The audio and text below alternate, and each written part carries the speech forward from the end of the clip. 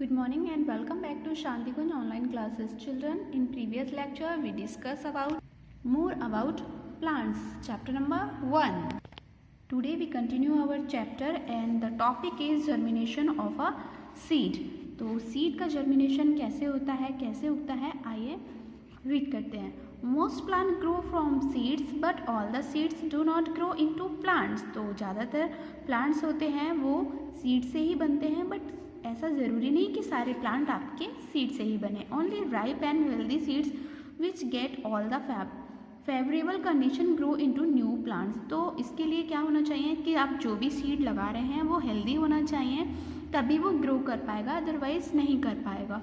Germination is the process by which a seed produce a baby plant और seeding in the presence of water, air, warmth. If any one condition is missing the seed will not germinate. तो germination एक ऐसा process है जिसमें एक seed से baby plant बनता है, बट इसके लिए कुछ इसेंशियल कंडीशन होती है, जैसे वाटर, एयर और वार्मथ. मतलब थोड़ी सी गर्मी भी मिलेगी तभी सीड जर्मिनेट होगा. Stages of seed germination.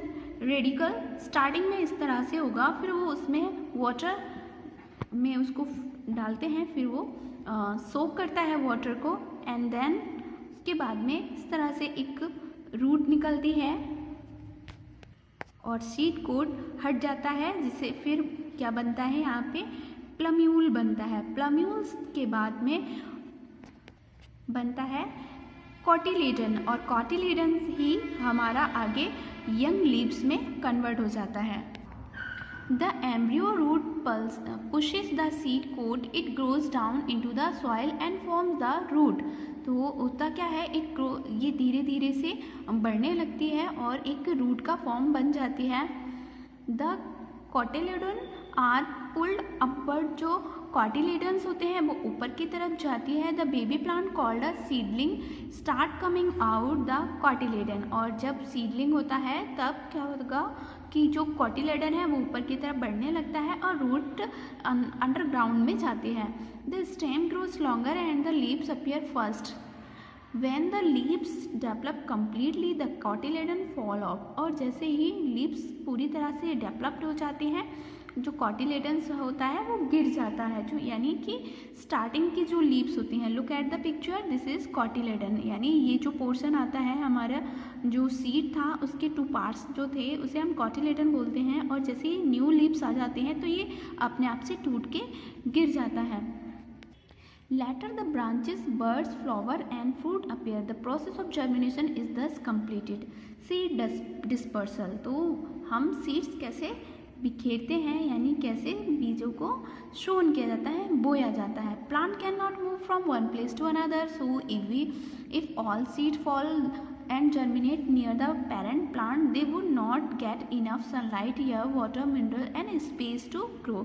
अगर होगा क्या कि अब हमें पता है प्लांट एक स्थान से दूसरे स्थान पे नहीं जा सकते, तो अगर सारे सीड्स जो पेरेंट प्लांट है वहीं पे गिर जाएंगे तो उनको प्रॉपर सनलाइट और एयर वाटर नहीं मिल पाएगा, जिसकी वजह से वो ग्रो नहीं कर पाएंगे. Because of this many seedling would not survive. तो इस वजह से बहुत सारे जो सीडलिंग्स हैं, मतलब जो न्यू बीज बन रहे होते हैं, वो सर्वाइव नहीं कर पाते हैं. Hence nature help to scatter this seeds. तो इसीलिए हमारी नेचर भी इनके लिए हेल्प करती है.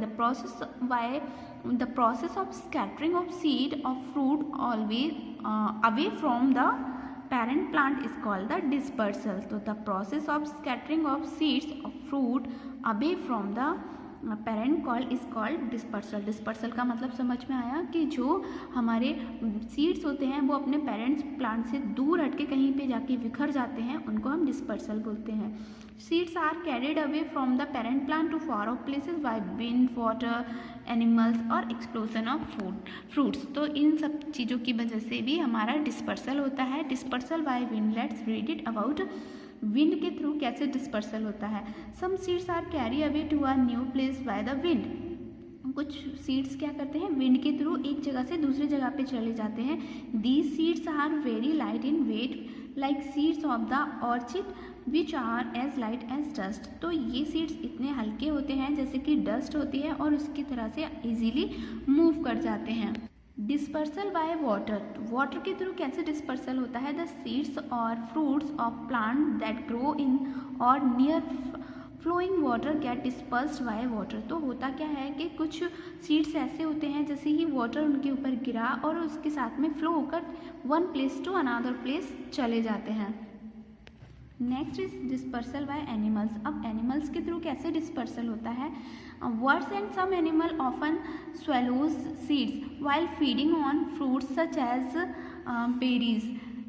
The seeds then come out with their waste. Seeds also get dispersed when we eat fruits such as mango, papaya and melon and throw away the seeds. तो होता क्या है, कुछ एनिमल्स और जो वर्ड्स होते हैं वो भी कुछ फ्रूट्स खाते हैं लाइक बेरीज, और उनके सीड्स उनके साथ में जब वो वेस्ट अपना निकालते हैं उसके साथ में ही निकल कर कहीं दूसरे प्लेस पर निकल जाता है। तो इस तरह से भी डिस्पर्सल हो जाता है। हम लोग भी, ह्यूमन बींग्स भी मैंगो, पपाया और ये सारे फ्रूट्स खाते हैं तो उनके जो सीड्स होते हैं उनको दूर ले जाकर फेंक देते हैं। तो इस तरह से भी डिस्पर्सल होता है। Dispersal by explosion. एक्सप्लोजन का मतलब होता है जब फ्रूट फूट जाता है, चटक जाता है, तो उससे भी कुछ जो सीड्स होते हैं वो डिस्पर्स्ड हो जाते हैं। तो इसे भी हम बोलते हैं dispersal by explosion. Next topic is reproduction from different parts of the plants. तो प्लांट्स के भी बहुत डिफरेंट पार्ट से हम उनका रिप्रोडक्शन कराते हैं, यानी न्यू प्लांट्स बनाते हैं। In most plant new plant grow from seeds. ज़्यादातर प्लांट तो हमारे सीड्स से निकल जाते हैं, but in some cases however new plant can also grow from different parts of the parent plant such as root, leaves और stem. कुछ प्लांट्स ऐसे होते हैं जिनको हम रूट लगाकर, लीव्स लगाकर, स्टेम्स लगाकर भी बना सकते हैं। Reproduction from roots. रूट्स के थ्रू कैसे करते हैं? Like sweet potato and carrot are the roots that store food. तो इनमें ही इनका फूड स्टोर होता है। अब हम क्या करेंगे? When replanted those root grow into new plant. तब हम इनको लगा देते हैं और न्यू प्लांट इनसे निकल आता है। Reproduction from stem.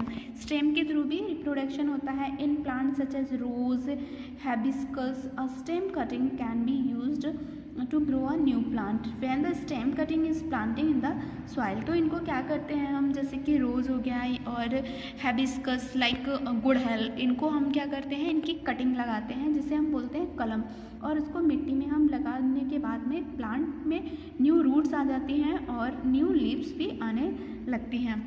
Like money plants, strawberry, they are also used by stem cutting. Potato and ginger plant have underground stem. इनके भी स्टेम लगाते हैं। They have small bud on them. When a portion of the stem is planted in the soil new plant grow them from these buds. तो इनका हम stem लगाते हैं और इन स्टेम से ही न्यू वर्ड्स निकलने लगती हैं, नई नई कलियाँ निकलने लगती हैं। Onion and garlic plants have underground stem called bulbs. तो ऑनियन और जो गार्लिक प्लांट होते हैं ये भी अंडरग्राउंड स्टेम में ही लगते हैं जिसको हम बल्ब्स बोलते हैं। New plants grow from these bulb. और इन न्यू प्लांट जो निकलता है गार्लिक का या ऑनियन का, तो वो किससे निकलता है? इस बल्ब से ही निकलता है। And the last is reproduction from leaves. Some plants such as bryophyllum, new plant grow from the leaves of the parent plant. This is a bryophyllums. तो इसे हम इस लीव्स को ही लगा देते हैं। Bryophyllum's leaves contain buds on their margin. और इसमें ही लीव्स होते हैं, इसकी मार्जिन जो किनारे रहती हैं यहीं से न्यू लीव्स निकलना स्टार्ट हो जाती हैं। When these birds fall on the ground, they develop roots and grow into new plant. और यहाँ से ही न्यू रूट्स निकल आती हैं और नए प्लांट्स बना देती हैं। So children, now your homework. In previous lecture I already discussed about tick the correct, and today fluffs seed coat protect the seed from the being damaged. A corn seed has only the cotyledon and is called the monocotyledon. Third है, इसमें लिखना है आपको cotyledon fall of. Fourth में dispersal लिखना है। Fifth में maple और एल्म लिखना है। सिक्स में sweet potato and carrot. True and false. First false, second true, third false, fourth true, fifth true, six true. फिर उसके बाद में आपको शॉर्ट आंसर्स क्वेश्चन आंसर करने हैं। First is why do we need plant. First का answer लिखोगे we all know that our earth is only planet which support life. So children, आपको इतना ही होमवर्क करना है। नेक्स्ट क्लास में मैं इसमें रिमेनिंग चैप्टर कंप्लीट करेंगे हम लोग और एक्सरसाइज भी कंप्लीट करेंगे। Till then bye bye, take care.